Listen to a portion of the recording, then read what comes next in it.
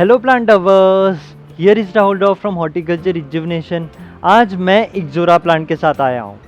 आज मैं इक्ज़ोरा प्लांट की अपनी एक्सपीरियंस शेयर करूँगा और डिस्कस करूँगा कि ये प्लांट को कैसे हेल्दी ग्रो करना है और ये प्लांट अलग अलग सर्कमस्टांसेस में अलग अलग स्पीशीज़ के साथ, वेराइटीज़ के साथ कैसे एक्ट करते हैं और कैसे ग्रो होते हैं, कैसे ब्लूम करते हैं। तो आखिरी तक बने रहिए। इस प्लांट के बारे में काफ़ी सारी चीज़ें मैं डिस्कस करूँगा।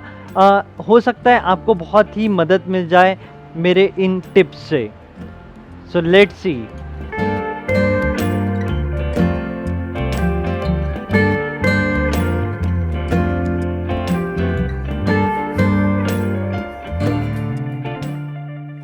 इक्ज़ोरा एक फेमस जेनस है और इसके काफ़ी सारे स्पीशीज़ आते हैं। ये काफ़ी सारे फ्लावरिंग कलर में भी आते हैं, चाहे वो रेड हो, पिंक हो, वाइट हो, और काफ़ी सारे वैरायटीज़ भी आते हैं इसके। इसका एक वैरायटी है मेरे पास ड्वार्फ वाला, उसका मैंने एक प्लांट केयर वीडियो भी शेयर किया हुआ है, तो वो भी आप देख सकते हैं। वो ज़्यादा बड़े नहीं होते हैं, उनका हाइट करीब 1-1.5 फीट तक ही रहता है। और इक्ज़ोरा की एक और ख़ास बात ये है कि ये काफ़ी जगह हेज में भी यूज़ होते हैं। तो एज़ पर ये प्लांट काफ़ी सारे वैराइटीज़ और स्पीशीज़ में आता है। इनका जो केयर है, इनका जो एनवायरनमेंट है ब्लूम करने का, ग्रो होने का, ये भी वेरी करता है स्पीशीज़ के साथ और वैराइटीज़ के साथ। मेरे पास पहले और भी इक्ज़ोरा प्लांट रह चुके हैं, पर मेरे को कुछ डिफ़िकल्टीज़ आई है पहले इसको ग्रो करने में, क्योंकि वन ऑफ द रीज़न ये है कि एक तो ये विंटर में चले जाते हैं डॉर्मेंसी में, और ये ज़्यादातर समर में ब्लूम होते दिखेंगे और आपको ऑटम में, मॉनसून में ब्लूम होंगे ये। तो ये प्लांट को समझने में मेरे को थोड़ा वक्त लगा है। 3-4 साल से मैं इक्ज़ोरा प्लांट को देख रहा हूँ।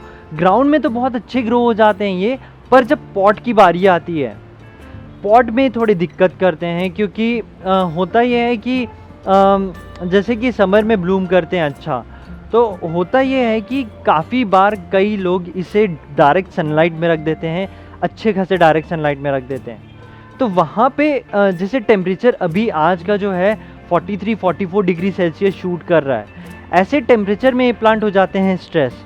और जब पॉट में रहते हैं तो वाटर भी अच्छा कंज्यूम कर लेते हैं, तो वहाँ पे आ जाते हैं दिक्कत में। ब्लूम तो छोड़िए, प्लांट बहुत स्ट्रेसफुल हो जाएंगे और अनहेल्दी भी लगते हैं। अभी आप ये प्लांट देख सकते हैं कि बहुत अच्छा ब्लूम किया है और बहुत अच्छा ग्रो हुआ है, हेल्दी दिख रहा है। इसका रीज़न ये है कि मैंने इसे सही एनवायरनमेंट दिया हुआ है। मैं आगे डिस्कस करूँगा इसका सनलाइट और वाटर, पर उसके पहले ये जानना ज़रूरी है कि ये प्लांट का नेचर कैसा है, ये प्लांट किस एनवायरनमेंट में अच्छा रहते हैं, किस टेम्परेचर फ्रेम में अच्छा करते हैं, कौन सी वैरायटी इसकी कैसी जाएगी, ये आपको ध्यान देना होगा। क्योंकि मेरा जो ड्वार्फ वैरायटी है वो मॉनसून में बहुत अच्छा ब्लूम करता है, ऑटम में अच्छा ब्लूम करेगा, पर समर में उतना अच्छा ब्लूम्स नहीं देते हैं वो। तो मैंने उसे काफ़ी सारे कंडीशन में रख के देख चुका है। मैं उसे डायरेक्ट सनलाइट भी प्रोवाइड किया हूँ, फर्टिलाइज़ भी किया है। इस साल तो मैंने रीपॉट भी कर दिया स्प्रिंग में। अभी वो थोड़ा सेटल होने में टाइम लगे हैं, वो अभी ठीक ठाक कर रहा है। और मैंने उसका काफ़ी बार पिक्चर शेयर किया है, इंस्टाग्राम में रील्स शेयर किया है, और फर्टिलाइज़र वाले वीडियो में भी मैंने वो प्लांट दिखाया था।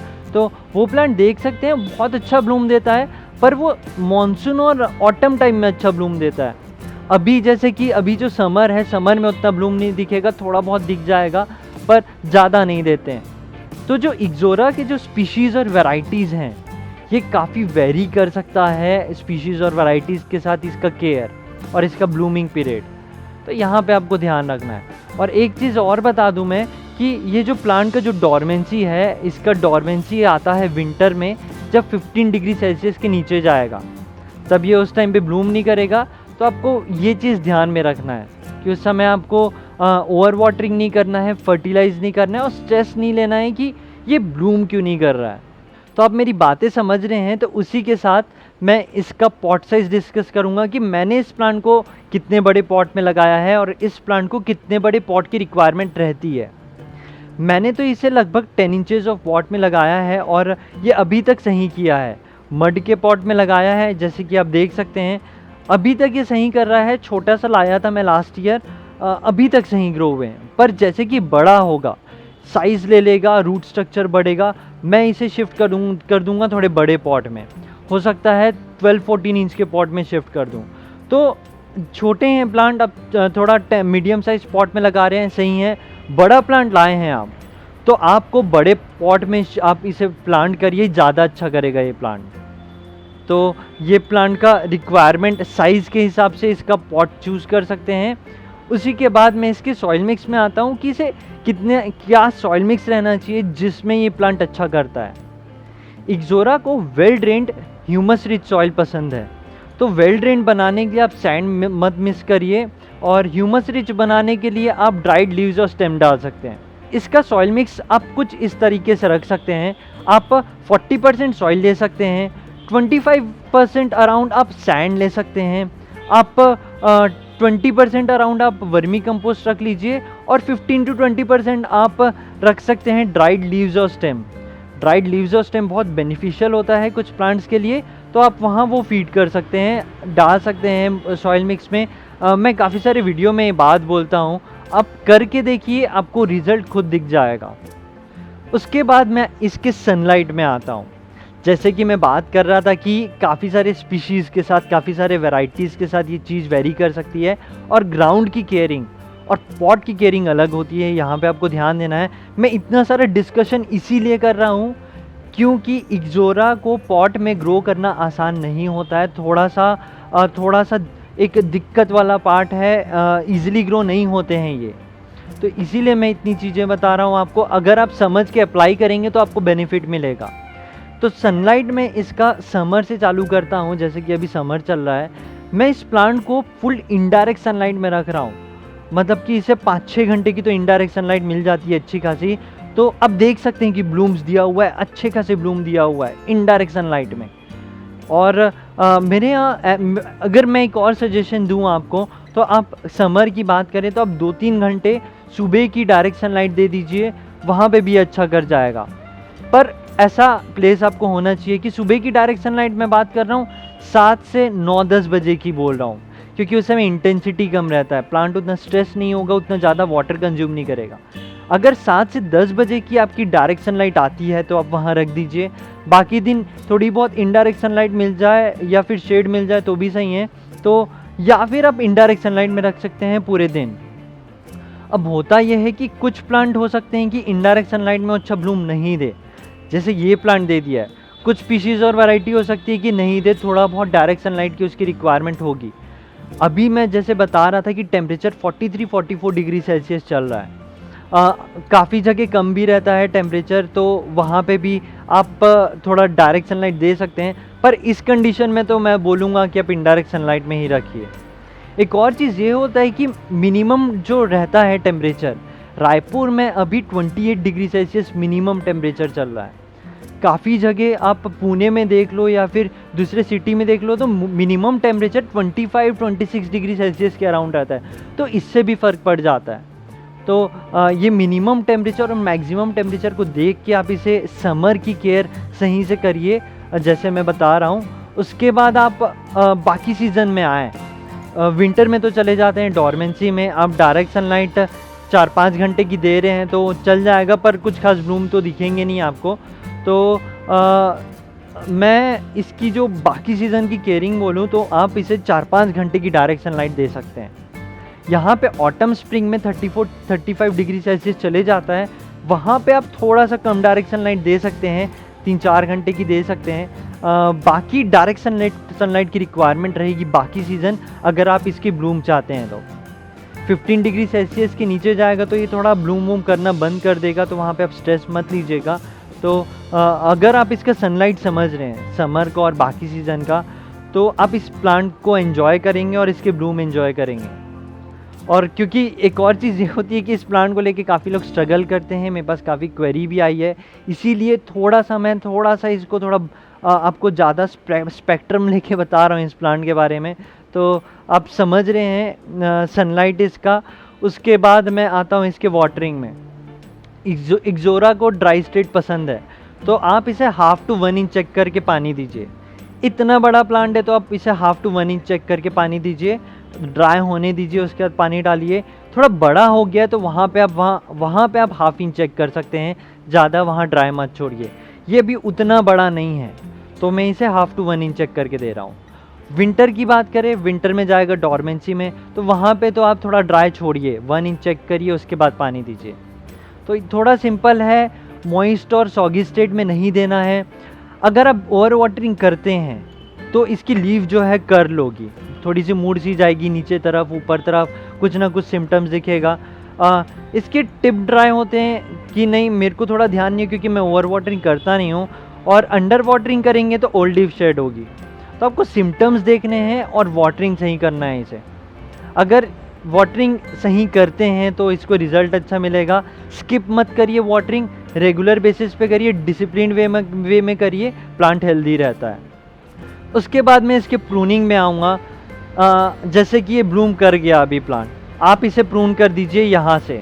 आप यहाँ से इसे प्रून कर सकते हैं, जैसे कि ब्लूम कर गया, शेड कर गया फ्लावर, तो आप प्रून कर सकते हैं। प्रून करने से 2 चीज़ होता है, बाकी जगह फ्लावर आ रही तो स्ट्रेंथ मिलेगा, और दूसरा ब्रांचेज आएंगी। और ब्लूमिंग में इफ़ेक्ट पड़ता है अगर आप प्रून करते हैं तो, स्पेशली जब प्लांट पॉट में है तो प्रून करिए आप। जब भी ब्लूम कर रहा है और ड्राई हो जा रहा है तो आप प्रून कर दीजिए। और विंटर में अवॉइड करिए प्रून करना, क्योंकि विंटर में कुछ खास ग्रो नहीं करेंगे, तो वहाँ पे अवॉइड करना है। बाकी आप इसे प्रून कर सकते हैं, कोई एकदम ऐसा नहीं है कि इसे प्रून कब करना है, बस विंटर में आप अवॉइड करिए। प्रूनिंग के बाद मैं इसके फर्टिलाइज़र पे आऊँगा। जनरल फर्टिलाइजेशन में बाकी वीडियोस में बताता हूँ। Vermi compost plus bone meal plus mustard fertilizer का आप मिक्स बना दीजिए, आप फीड कर दीजिए। अभी एक्सट्रीम समर चल रहा है, 43-44 डिग्री सेल्सियस चल रहा है, तो अभी अवॉइड करिए। अब अर्ली मानसून में कर लीजिए, आप ऑटम में कर लीजिए, आप स्प्रिंग में कर लीजिए, 3-4 बार काफ़ी रहता है। और मैंने एक लिक्विड फर्टिलाइज़र का वीडियो बनाया हुआ है, उसमें मैंने बोन मिल, मस्टर्ड फर्टिलाइज़र और वुड ऐश, सुपर फॉस्फेट पूरा मिला के मैंने एक लिक्विड फर्टिलाइज़र का वीडियो बनाया हुआ है, उसको दिखाया है, तो वो वीडियो देख सकते हैं। वो फर्टिलाइज़र बहुत सही है, आप डालेंगे तो आपको बहुत अच्छा रिज़ल्ट मिलेगा। उसके बाद मैं इसके बग्स में आऊँगा। इसमें बग्स आपको विंटर में दिख सकता है जब टेम्परेचर 15 डिग्री सेल्सियस के नीचे जाएगा, क्योंकि ये जाएंगे डॉर्मेंसी में। और प्लांट्स बग्स तब ज़्यादा देते हैं जब अनफेवरेबल कंडीशन में जाते हैं, या फिर आप पानी ज़्यादा डाल देंगे, या फिर आप बहुत ज़्यादा धूप में रख देंगे, पानी सही नहीं दे रहे हैं, ज़्यादा इसे ड्राई छोड़ रहे हैं, तो आप इसमें फंगी अटैक देख लेंगे या फिर कुछ और डिजीज़ देख लेंगे। तो आप इसे पानी सही दीजिए और एनवायरनमेंट सही रखिए। जैसे कि मैं बता रहा हूँ कितना सनलाइट देना है, वाटर देना है, तो आपको नॉर्मली नहीं दिखेगा। विंटर में अगर आते हैं बग्स तो आप इंसेक्टिसाइड से स्प्रे कर लीजिए। 2-3 एप्लीकेशन में चले जाना चाहिए, 5 डेज़ के इंटरवल में करते हैं तो ये चीज़ आप ध्यान रख सकते हैं। बग्स आता है तो आप एक्ट करिए। कई बार होता ये है कि बग्स आ गया, वाइट फ्लाइज आ गया या फिर मिली बग आ गया, हम छोड़ देते हैं, सोचते हैं कि कल करेंगे, परसों करेंगे, वो डिले होते रहता है, वो बढ़ते रहते हैं। तो जब बढ़ जाते हैं तो टाइम भी लगता है जाने में।